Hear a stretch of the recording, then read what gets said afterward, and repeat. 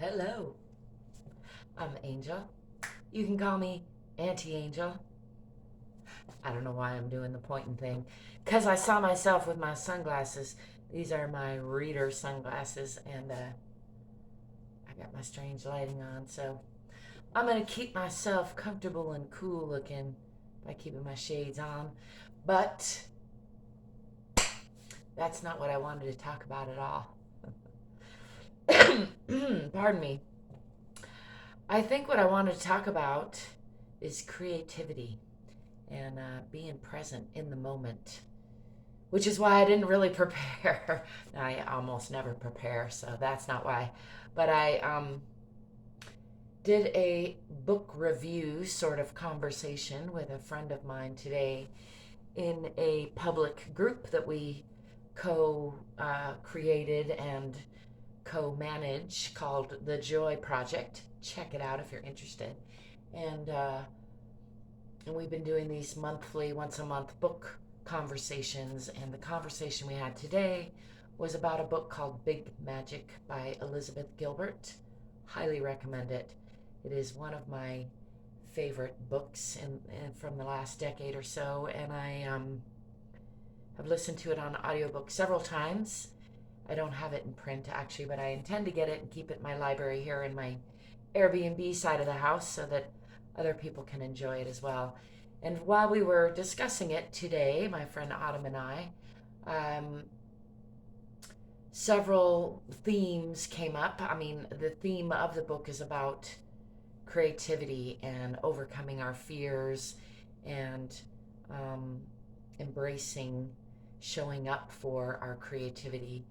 And in that conversation, I kind of looped back to a theme that I've been wallowing in, let's say, quite a bit, or reveling in, coming back to a lot, that I find myself back to again, which is our uniqueness. So there's this collaborative process that happens in creativity and in our collective co-creative process of being and becoming and evolving.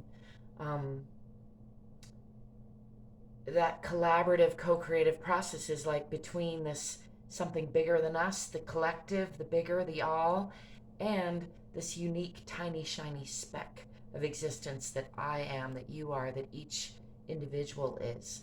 And sometimes we call parts of that the ego, and I think the ego gets a bad rap. Because to me, the ego is like the materialistic framework that is interfacing with this material existence. And so I like to use the analogy of like steering the ship or driving the van. A friend of mine likes to say, and you take all your parts, all your framework with you on the ship, on the van, but you let your best, most coherent, calm, many call it the highest self, your best meaning and your most coherent and um, capable part of yourself is who should be steering your ship or your van or your you know steering. I said ship, I was going to say boat, that's the same thing. Those are all metaphors, obviously. In Elizabeth Gilbert's book, Big Magic, she talks about fear quite a bit and how our fear is always with us, but she has the fear take a back seat and doesn't let it co pilot and doesn't let it steer her life, but acknowledges it and treats it with some compassion because our fear is here to protect us, right? So, um, thinking about creativity and that tension, that dance between universality and individuality. Pardon me again, and that dance in that tension between being a unique individual and being like a serving the greater good. I like to serve Eros with a capital E. I try that again. And an E.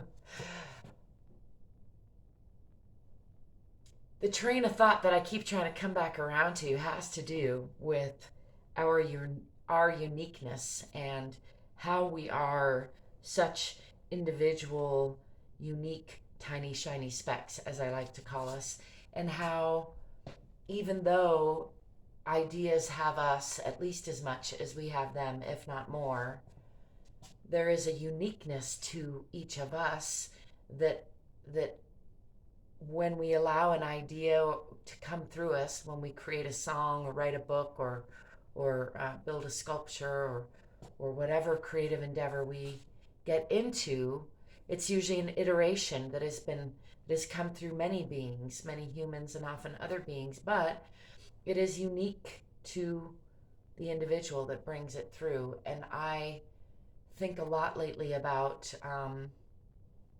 I believe it's a man called Rabbi Gaffney who mentions the phrase, our unique capabilities. I'm going to butcher this as a quote. It's not a quote, it's an idea with some neat phrasing that's something to the effect of, our unique capabilities determine our unique obligations to the greater, to the whole, to the collective. And I think about that a lot, not because I feel beholden to any laws or other people's standards, because I am blessedly free from that in a way that I think many humans aren't. But I say that and then I'm laughing at myself inside, because also, just like other humans that I know, I'm very much bound internally to this framework that in which I feel good, when I feel helpful, when I feel like I'm helping the collective, when I feel like I'm making the world a better place.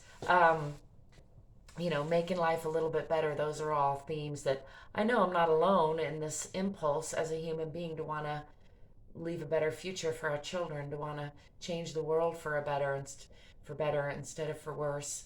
And in that, I believe that the most potent activities that we can aim for and hope to achieve have to do with that uniqueness, that unique capability that is juxtaposed to our unique responsibility to express, to document, to manifest, to at least try our best to step into.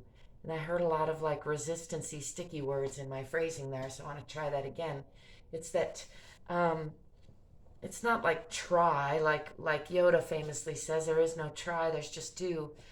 And so that's true, but it's also about recognizing that it's a process, that it's ongoing, that we're going to get the words wrong more often than we get them right. And it's okay to back up, do a little cha cha cha, and begin again. Try again. Hit the reset button sometimes. Not too soon, not all the time. I think it's tricky, and I think it's important to recognize that we can learn to push forward through uncomfortable times and times when we get the words wrong in our poetry, our YouTube videos, or our relationships, and that it doesn't have to mean the end. We don't have to start over. We don't have to hit the reset button. We can, but we can also just move forward, just do the best we can with what we have from where we are, and keep on changing the world for the better, keep moving forward, keep on honing in on what we are uniquely qualified and therefore thereby uniquely obligated to do with our time in order to best serve the greater good, the greatest good of the greater good. Yeah, just to feel good, if nothing else. It may all not matter at all as far as I'm concerned, but it does feel better when I align with what I think is for the greater good, for the better. And so I encourage you to share your thoughts and feelings on that if you agree or disagree. I'm interested to know if that sparks any feelings. I'm here in this, in my raw, true form, unedited and unscripted, doing my best with what I got from where I am to express myself, to explore myself, to share what I'm learning with you. And I hope to be creating content that is useful to some degree, not just for me, but also for you. So let me know if that's true or what I can do to be more helpful in the future. I thank you for being you, and let me be me. Till next time, stay free.